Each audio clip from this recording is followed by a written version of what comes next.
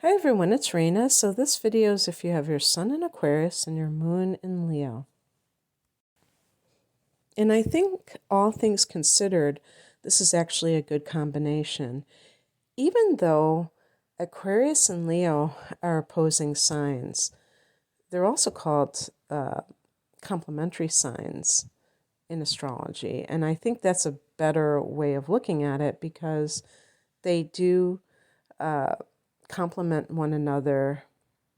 They have certain things in common, but they express them differently. And they are in compatible elements. Air for Aquarius and fire for Leo. And so when you're looking at this combination, this actually gives a lot of warmth to Aquarius. Aquarius can be quite aloof. And that doesn't mean that the person is cold or unfriendly, but they're kind of like always above the fray. And they don't want to get too emotional about anything. I was thinking, because I'm doing the beginning over again, and I was thinking about Aquarius reminds me of an announcer from NPR, if you're familiar with National Public Radio, and they talk like this all the time, and they're so intellectual that they don't have any, not a trace of emotion in their voice, because that's so base. That's so what I'm saying is that air is very above it all. And, people who are emotional, they are like that visceral kind of a feeling. That's a bit different. Detachment is actually a good thing as far as I'm concerned. But sometimes when you're very, very detached, it's like you're a helium balloon that if it's not secured, it's going to float away, and disappear into the sky. So there has to be, if there's not an anchor there, it's very hard for other people to know what the Aquarian is feeling. And here we have somebody who is much more expressive, emotionally self-expressive. And so I think that the moon in this instance really enhances the best of what Aquarius has to offer, which is a humane point of view. Aquarian people, the sign of Aquarius rules the 11th house, which is about humanity as a whole, the collective, and celebrating differences to the point of being able to accept them as a group. Aquarians don't necessarily want to belong to groups in the classic sense of kind of giving up their individuality. Aquarians are very interested in nonconformity, so it's very contradictory when Aquarians seem to love groups so much because they don't want to, belong to it. I think about that saying, I wouldn't want to belong to a group that would have me as a member. That's usually to talk about somebody who has low self-esteem, but in this case, this is kind of like the Aquarian that is very independent and rebellious and doesn't want to have to engage in groupthink. But there definitely with Aquarius is the desire to be part of something bigger than themselves. And with Leo, there's the passion to make it happen. There's the real life force that is running through Leo, the creativity that can power Aquarius to accomplish big things.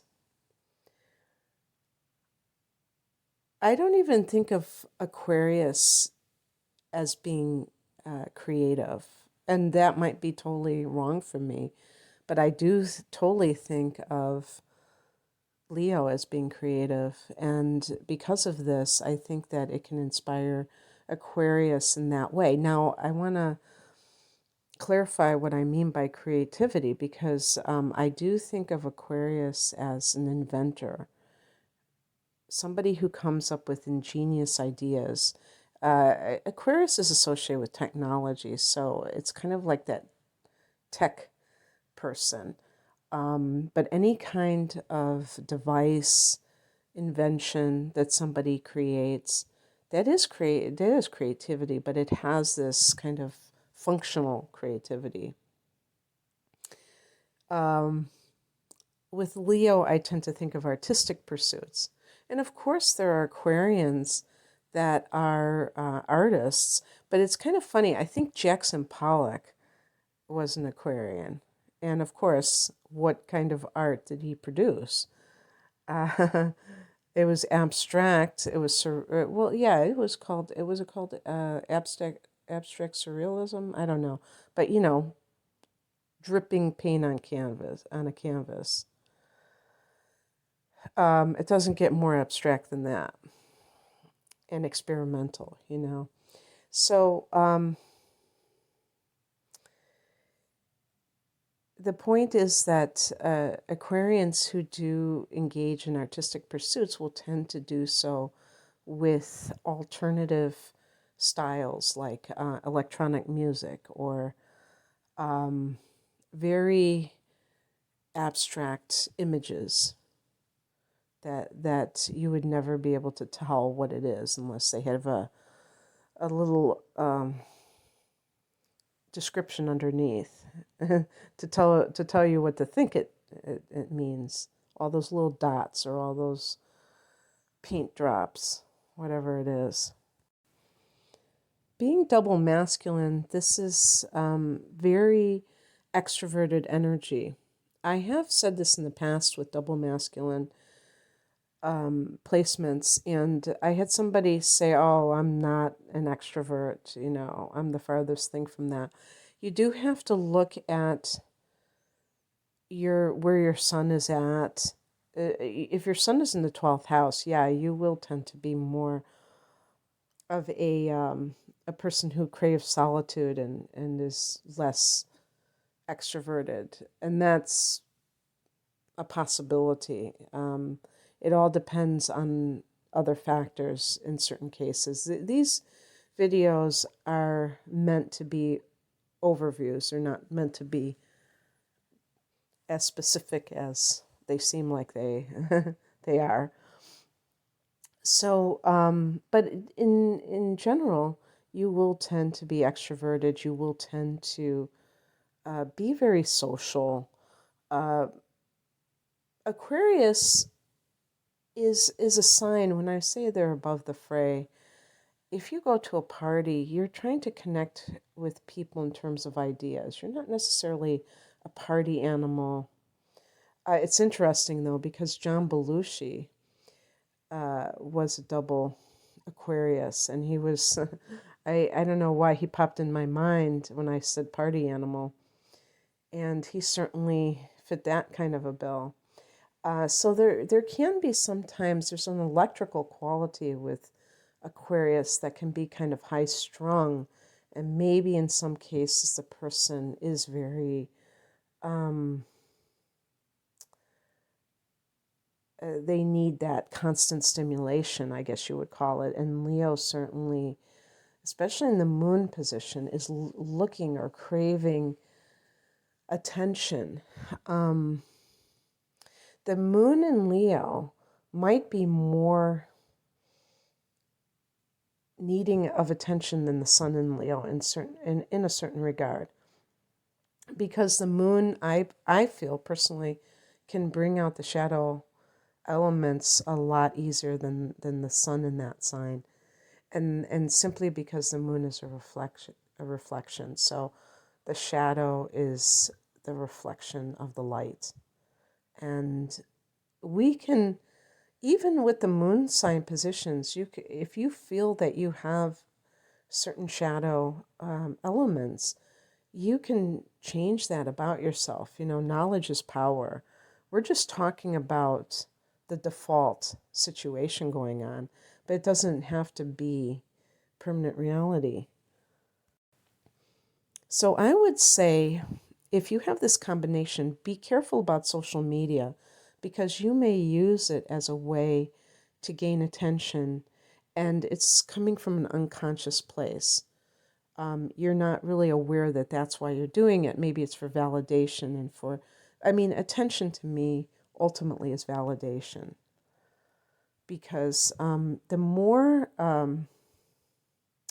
people, this is, I think, true of extroverted people, is that they require others to kind of fill them up and to give them their energy. There is a quote that says that extroverts are energized in the presence of others, and introverts are drained in the presence of others. I'm more of an introverted person, even though my sun is in fire, Sagittarius. And I really resonate with this. And I think that our society promotes the idea of being an extrovert, and almost like if you're an introvert, there's something wrong with you. When in fact, I think that the extroverts are the ones that need to really take a look at what they're doing. And you might hear this and think that I'm being biased and I'm kind of insulting people who are double masculine signs. And no, that couldn't be further from the truth.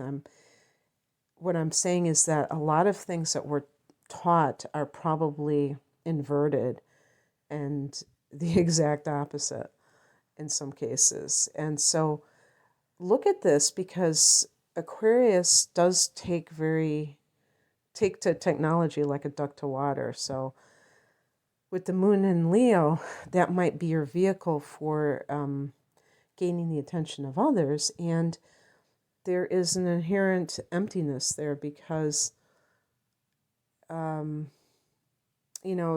thing with the likes, it's all been orchestrated to elicit certain responses in people, and that can create a lot of inner turmoil if the moon is afflicted and there's a lot of emotional conflicts within you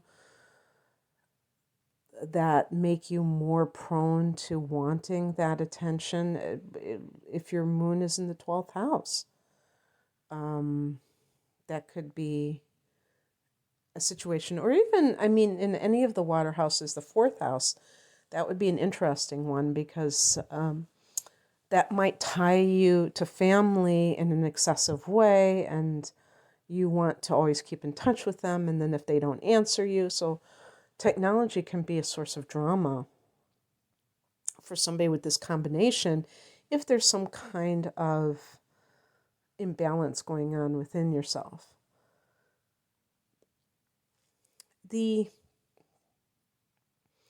This combination in terms of professions can be good for anything where you are, let's say you are a professor, and you really connect with your students in an affectionate way. Leo is the leader, and this can be someone. I think of the Queen of Wands that came to my mind, even though it's supposed to be Sagittarius. But this idea of the warm leader who is really encouraging to her underlings. So whether you are in education, and that could even be early childhood education or grade school, Leo rules the fifth house, which is the house of children. So you may have an emotional affinity for children. And whatever it is, education can be a field for you. With Aquarius, it might even be the scientist. I know somebody who's a Leo who's a chemist. And I think, I don't know if there's any association with Leo and science, but I felt like there was more than one person that I knew who exhibited this. But certainly Aquarius could be. I mean, there's so many things. I think it's a very versatile combination.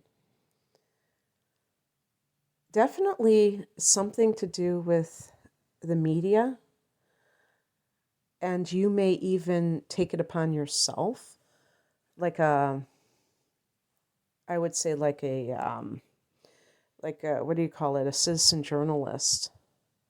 And Aquarius is one of those signs that is very progressive. So, politically, you might be more what we would call a liberal type of a orientation. However, because of that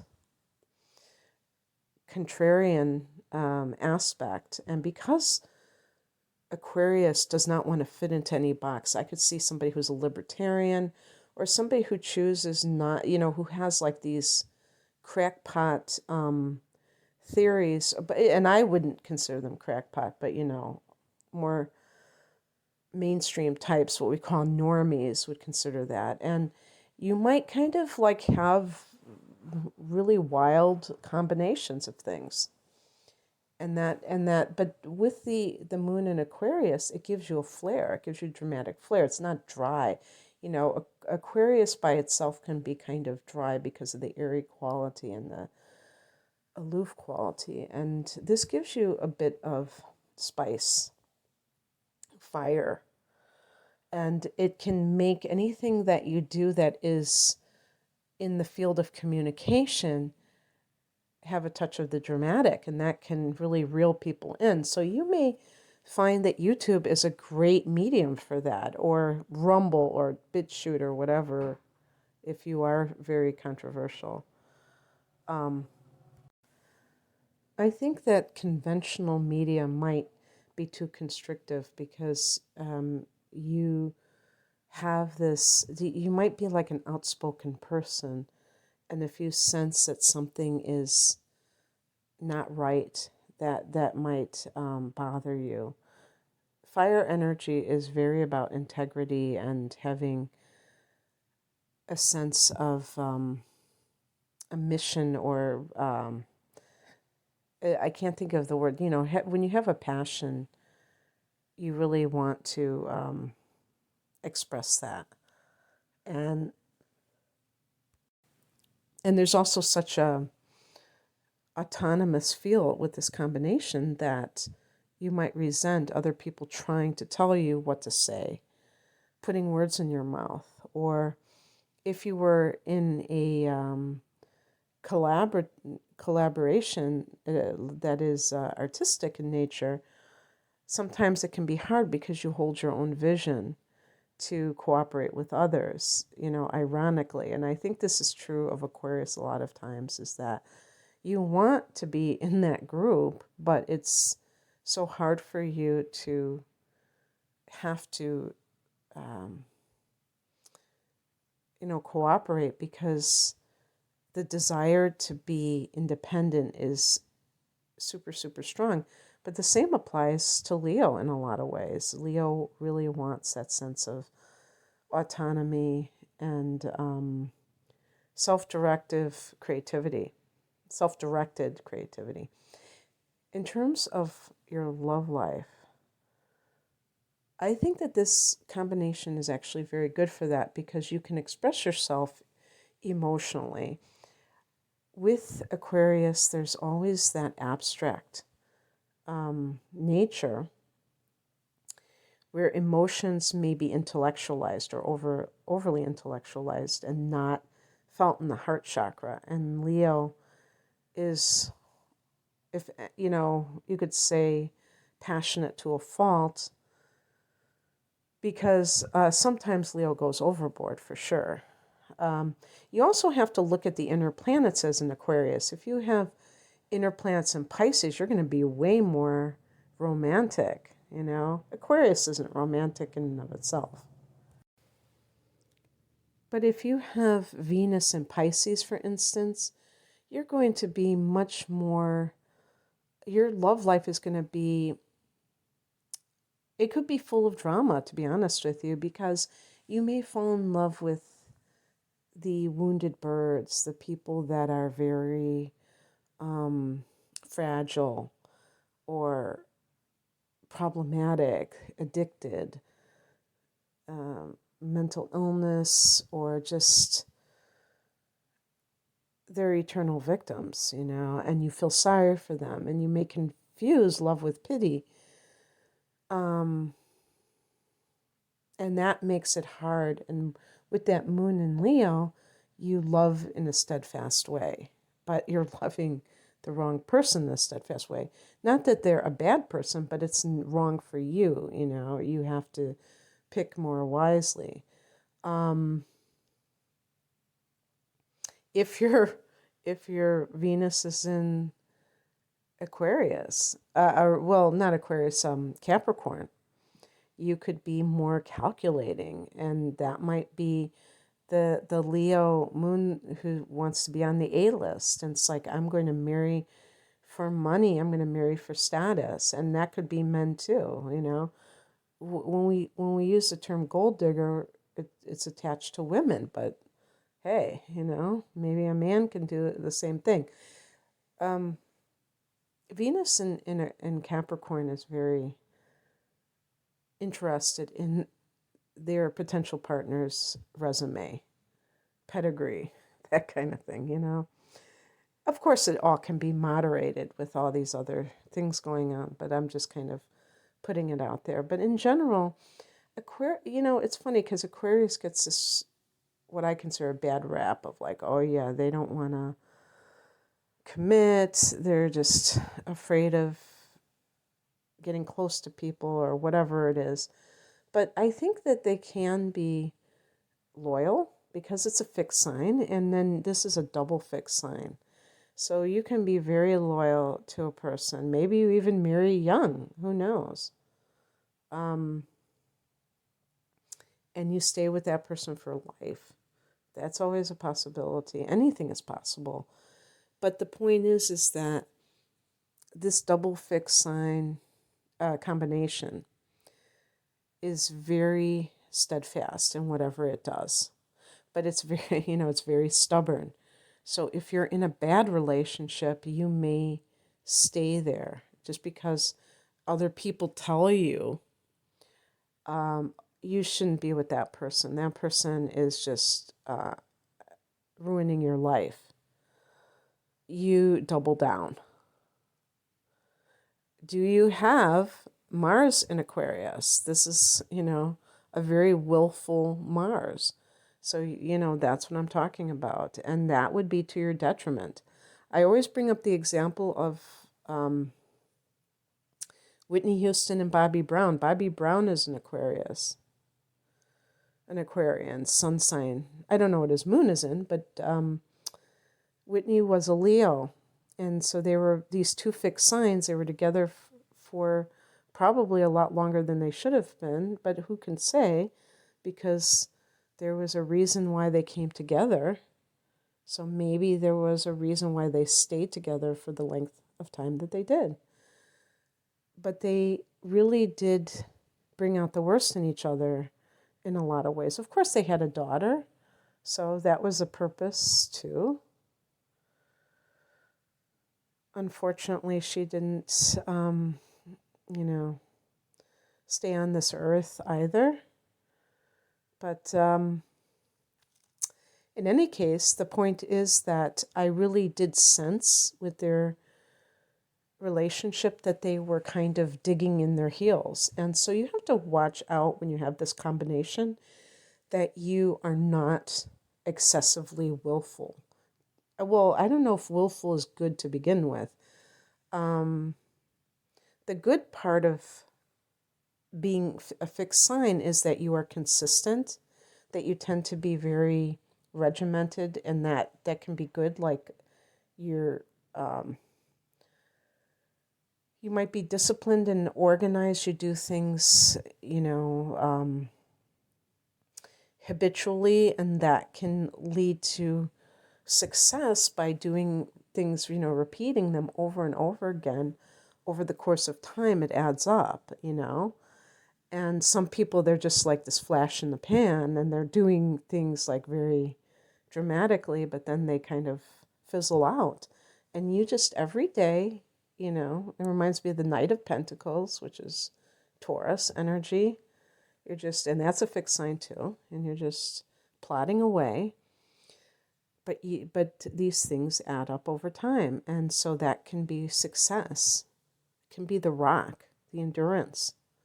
And you may have great endurance in a lot of ways. But on the flip side, you have to watch out for getting in a rut, not wanting to change anything and becoming stale. I believe life is for the purpose of expansion. So expansion or growth means that you have to change things up. You can't just be doing the same old, or it's going to be stagnation, not growth.